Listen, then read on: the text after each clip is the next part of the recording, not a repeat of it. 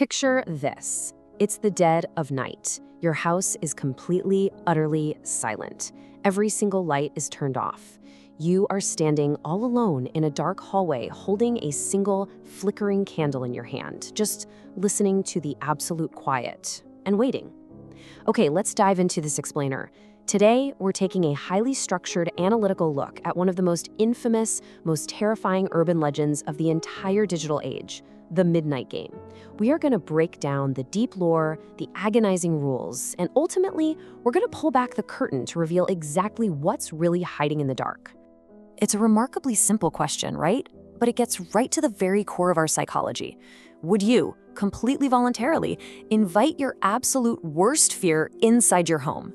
Because that is exactly what this legend asks of the people who play it. It takes your safest space, your bedroom, your cozy living room, your own hallways, and it literally transforms them into a locked arena. The premise is so deeply unsettling precisely because the danger isn't breaking in against your will. No, you are walking right up to the front door, opening it, and begging the nightmare to step inside.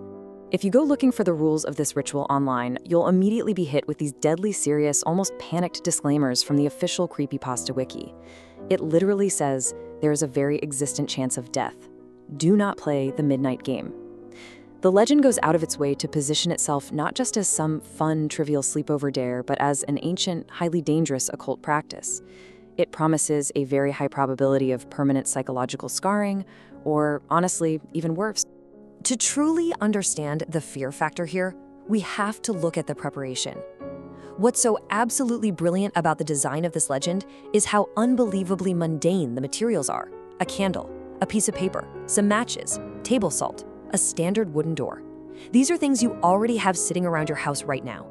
But then, it introduces the final crucial ingredient, a drop of your own blood. And just like that, everyday, boring household items are instantly transformed into tools for a terrifying occult ritual. The ritual kicks off with what the lore calls the invitation. Now pay attention to this, because you don't just scribble a nickname. You must write your full, legal name on the paper, physically pierce your own finger, and let your blood soak right into the page. Let's really think about the psychology at play here.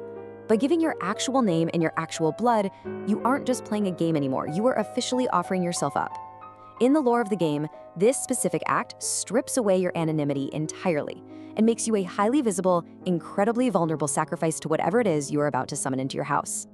Next comes the actual summoning phase. You place that blood-soaked paper right in front of a closed wooden door. You light your candle, and then you knock exactly 22 times. The timing here has to be absolute perfection. The 22nd and final knock must strike exactly down to the second at 12 a.m.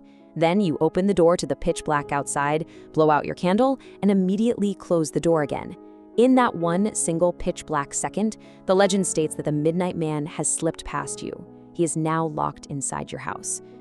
Once he's inside, you are instantly plunged into a desperate survival scenario governed by incredibly strict, unforgiving rules. Do not turn on the lights, do not go to sleep under any circumstances, do not use a flashlight, and definitely, whatever you do not attempt to provoke the entity.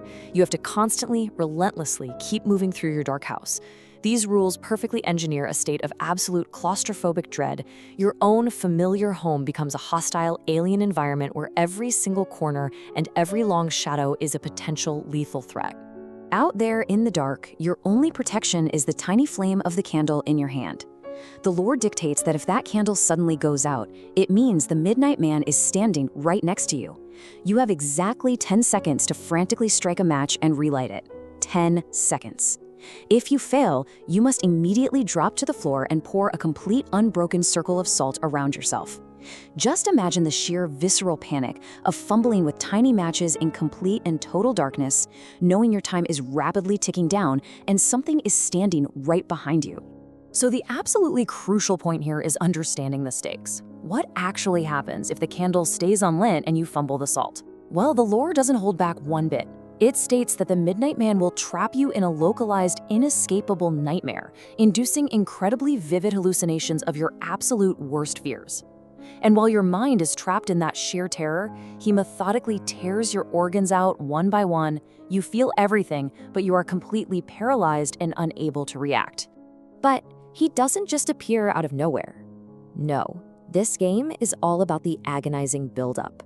Players are explicitly warned to look out for specific sensory triggers. A sudden, freezing drop in temperature right in the middle of your living room.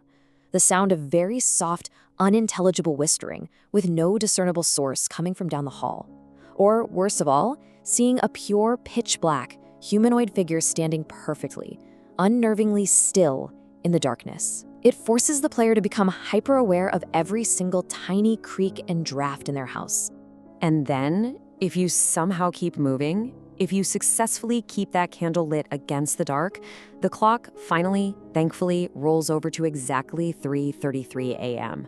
According to the legend, at this exact minute, the Midnight Man simply leaves. The suffocating pressure lifts. You can finally turn on the lights. You've survived the game. But why 3:33 a.m.? Let's shift gears for a second and look at this analytically.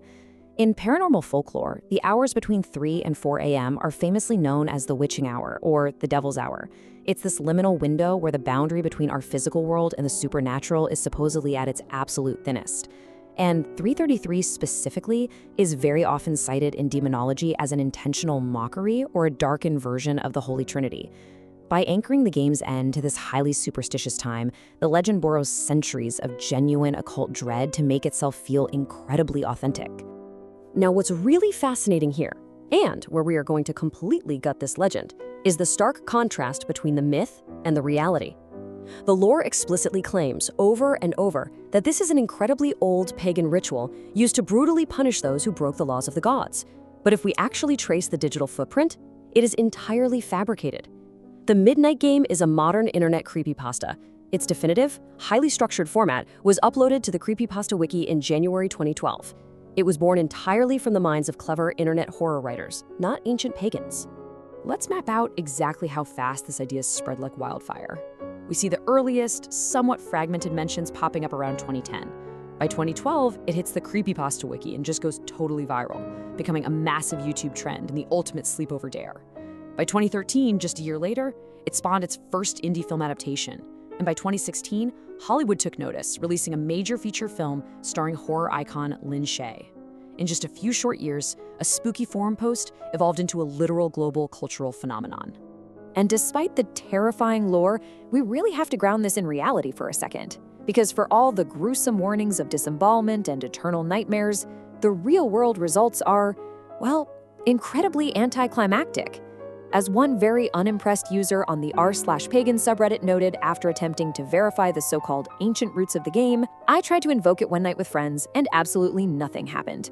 It is a massive testament to the raw power of collective storytelling that a piece of internet fiction can make people so genuinely terrified to walk around their own homes. Section 1. Hollywood's Monster. From forum post to generational trauma. But listen, the fact that it's fictional doesn't mean the deep fears it taps into aren't very, very real. When pop culture took hold of this internet monster, it used it to explore deeper, much more grounded human anxieties. If we compare the two main cinematic adaptations, the 2013 indie film The Midnight Game treats the source material quite literally. It's about rule-breaking teens playing for fun and getting picked off in standard bloody slasher movie fashion. But the 2016 film The Midnight Man, directed by Travis Zarawini, does something entirely different. It uses the framework of the game to tell a heavy story about a grandmother suffering from dementia, which unearths a ritual she played decades ago, dramatically shifting the focus to cross-generational trauma. And this brilliantly illustrates how horror always works best as a metaphor. In the 2016 film, as critics from Rue Morgue magazine pointed out, the Midnight Man isn't just a spooky ghost in the dark. He represents the very real horror inflicted by parents onto their children in a seemingly endless cycle. Lin Shaye's character's dementia isn't just used as a cheap scare tactic. It's the vehicle that brings all her repressed, deeply traumatic memories bubbling right back to the surface. The film suggests that the real monsters in our lives aren't summoned by salt and candles at midnight. They are the heavy human traumas we pass down through our families. Section 2. The Psychology of Fear. Why we play in the dark. So, if we know for a fact that the Midnight Game is internet fiction, and we know the rules are just arbitrary steps made up on a forum, why on earth are we so compelled to test our own limits? Why do we voluntarily play in the dark? To understand this, we have to deeply contrast the myth with our own physiological reality. The myth tells you that you are facing an external threat, a summoned demonic entity hunting you down, but the reality is an internal threat. It's your own human mind reacting to intense stress. Think about it. When you play the midnight game, you are systematically depriving yourself of sleep, light, and any sense of safety, effectively putting your body into a massive, prolonged state of fight or flight. And in complete darkness, fear radically alters your perception. It's a well-documented phenomenon related to sensory deprivation and pareidolia. When your brain is completely starved of visual information, but highly primed to expect terror, it just starts filling in the blanks. It takes the ordinary, completely normal settling of your house's foundation and interprets it as a heavy footstep. It takes that old winter coat hanging on your door and turns it into a deliberate, shadowy figure watching you. You aren't being haunted by a demon. You are literally being haunted by your own heavily stressed nervous system. So why do we do it? Well, because humans absolutely love to test boundaries in a controlled environment. We play for the cheap thrill of a dare. We play to craft content and share spooky stories around our modern digital campfires on YouTube and Reddit. But deeper than that, highly structured rituals like the midnight game give us a comforting illusion of control. By following strict steps, knocking exactly 22 times, drawing a circle of salt, obsessively watching the clock until 3:33, we convince ourselves that we can somehow manage, contain, and ultimately survive the chaotic, unknown things in life that truly terrify us. The midnight game is an absolute masterclass in modern myth-making. It takes ordinary, everyday objects, completely layers them in dread, and forces us to confront the absolute darkest corners of our own minds. But remember, the brain is an incredibly powerful thing, and expectation is a very heavy burden. So I'll leave you with this final, lingering thought. The very next time you wake up at 3 a.m. and you hear a floorboard creak in the dark outside your door, are you absolutely sure you're alone?